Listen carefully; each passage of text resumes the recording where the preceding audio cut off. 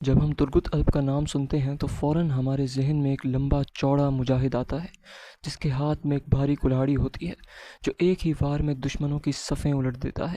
لیکن اصل سوال یہ ہے کہ کیا ترگت الب حقیقت میں بھی اتنا ہی طاقتور، دلیر اور ناقابل شکست سپاہی تھا جیسا کہ ہمیں تاریخی ڈراموں میں دکھایا گیا ہے، یا یہ سب محض ایک تخیلاتی کہانی ہے؟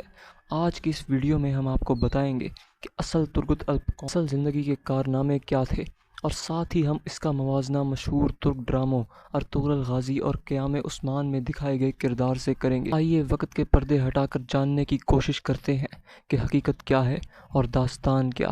ترگت الب کا تعلق کائے قبیلے سے تھا جو اس زمانے میں اناطولیہ کی سرزمین پر موجود ایک خانہ بدوش اور جنگجو قوم تھی۔ ارطغرل غازی کے قریبی ساتھیوں میں سے ترگت ایک نمایاں شخصیت تھے۔ کئی روایات کے مطابق وہ نہ صرف ارطغرل کے وفادار دوست تھے بلکہ ان کے سب سے قابل بھروسہ سپہ سالار بھی۔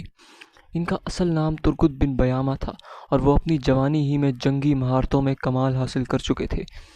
تاریخ دان لکھتے ہیں کہ ترگت کلہاڑی کے استعمال میں اتنے ماہر تھے کہ ان کی ہر ضرب موت کی گھنٹی ہوا کرتی تھی۔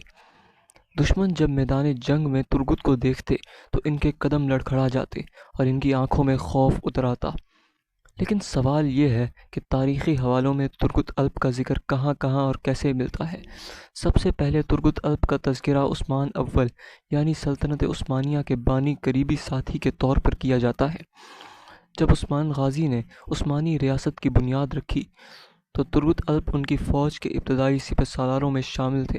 وہ صرف میدان جنگ کے سپاہی نہیں تھے بلکہ حکمت، تدبیر اور قیادت کے جوہر بھی ان میں موجود تھے۔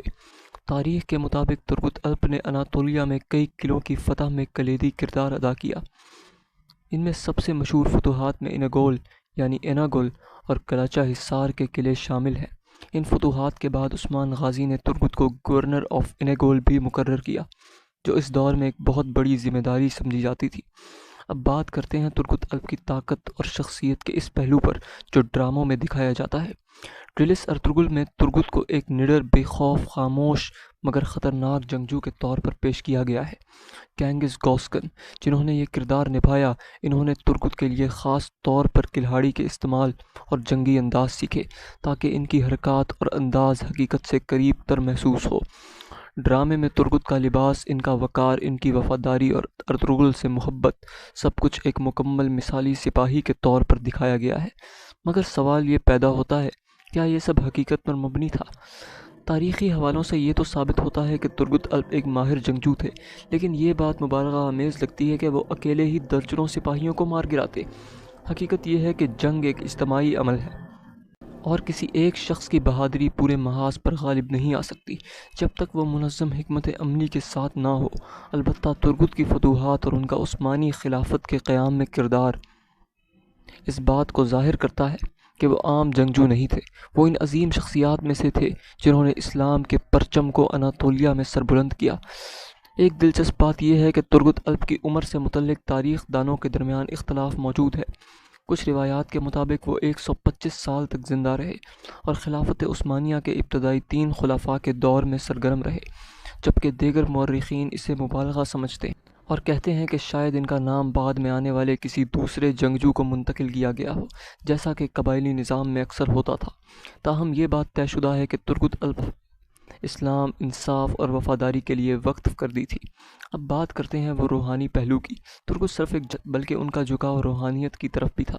وہ نہ صرف ارطغرل کے قریبی ساتھی تھے بلکہ شیخ ادابالی کے بھی مرید مانے جاتے تھے۔ شیخ ادابالی جو بعد میں عثمان غازی کے سسر بھی بنے، وہی بزرگ تھے جنہوں نے عثمانی خلافت کا نظریاتی خاکہ پیش کیا۔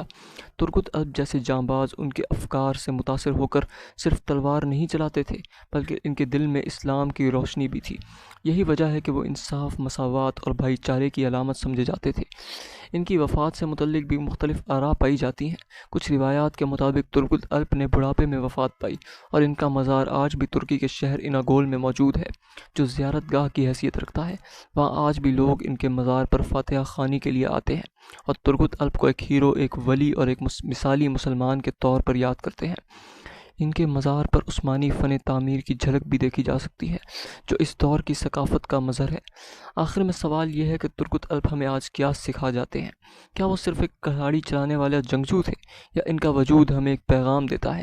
ترگت کی زندگی ہمیں سکھاتی ہے کہ وفاداری، سچائی اور اسلام سے محبت وہ طاقت ہے جو کسی کو بھی لازوال بنا سکتی ہے۔